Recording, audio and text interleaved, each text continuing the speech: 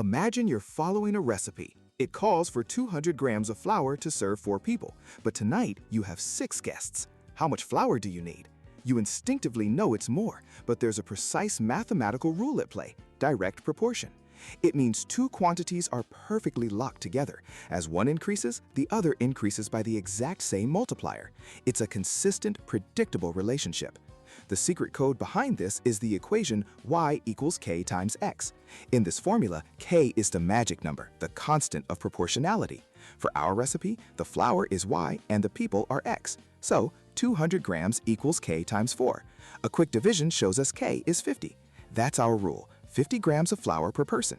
To find the amount for 6 people, we just multiply 6 by 50. 300 grams. Problem solved. This constant K unlocks problems everywhere. A generator using 12 liters of fuel in 8 hours has a constant rate of 1.5 liters per hour. So, how long will it run on 30 liters? Just divide 30 by 1.5. You get 20 hours. Direct proportion has a unique visual fingerprint. On a graph, it's always a perfectly straight line that passes directly through the origin, the 0, 0 point.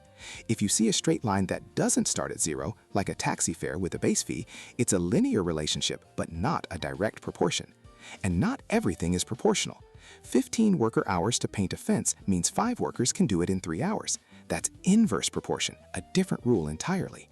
So the next time you scale a recipe, check your speed, or even glance at a map, remember this underlying logic. It's not just math, it's the simple, predictable rhythm that connects one part of our world to another.